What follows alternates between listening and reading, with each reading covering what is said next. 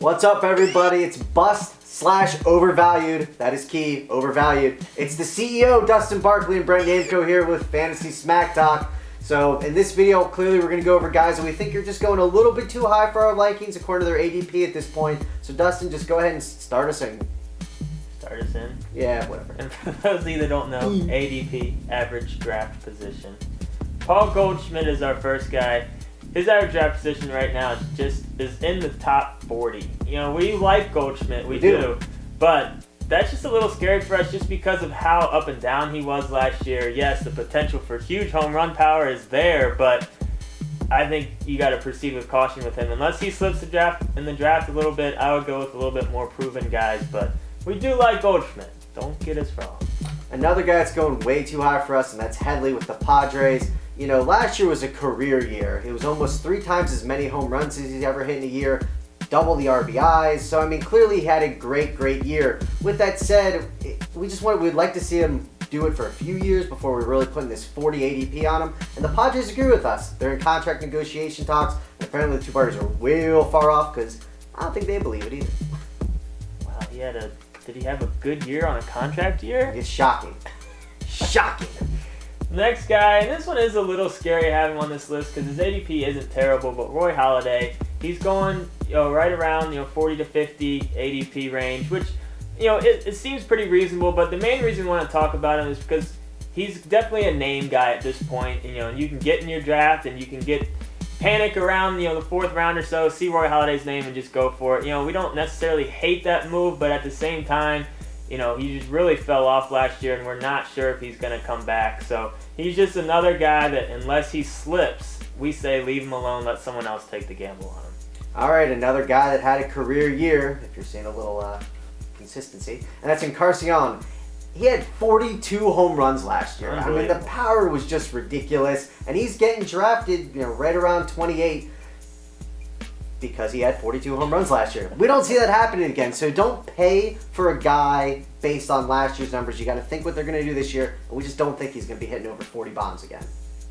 Next guy we're going to talk about, Dan Herron. This guy was very consistent for a good portion of his career, but he really fell off last year. Disappointed a lot of his owners. He does have a new home in Washington, and I think that's why a lot of people are kind of, getting kind of re-energized with Dan Herron and thinking that he's going to have a resurgence, but we're not completely sold.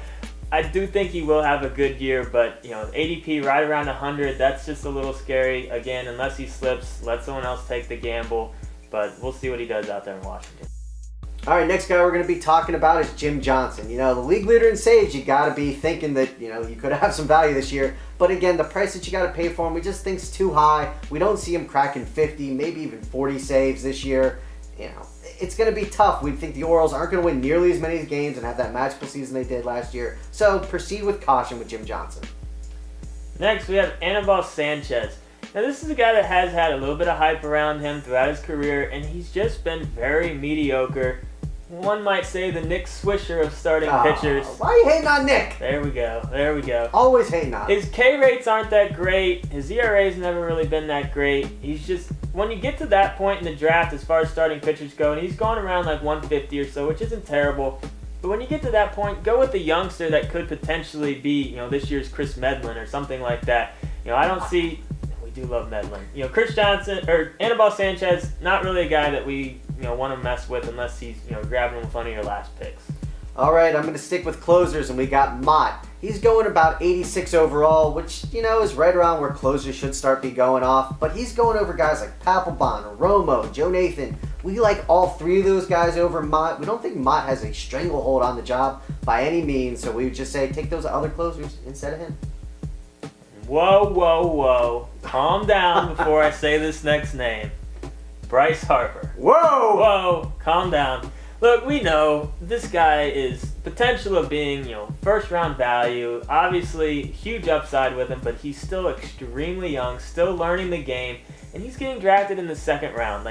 That's just too good of a draft pick because of what he did in the second half as far as trailing off. Trout, yes, you can justify using a first round pick on him because he kept it going the whole year, and he has more steals potential. But Harper, he did kind of get into that little bit of a route. We do love him, though. We do love him, but, I'd say at least get into the third round before you start thinking Bryce Harper. Absolutely. And then, whoa, Yankees fans, A-Rod. Actually, most Yankee fans hate him, let's be honest. But here's the thing, he's getting drafted really late. We're saying there's no even reason to draft him. This guy's going to be out forever. I mean, if you get a DL spot and you can put him really, slot him in that, maybe super late. But just again, don't panic and say, oh, I can get Alex Rodriguez, wait him out, and draft him in the middle rounds. That's just crazy. He's an old man at this point. It's not good.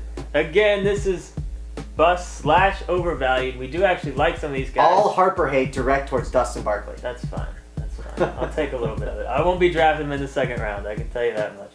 So that's it for our bust show. Check out all our other stuff. Don't hate us too much for putting Bryce Harper on this list. That's it? Dustin. No, you're Dustin, I'm me. I said Dustin. I pointed I don't that think you did. I don't think you did. We'll watch the video. Every time we go back and look at something, I'm always right. That is so wrong. Yeah. And you're wrong about that too. Look at that. Just keep No. being wrong. Dustin.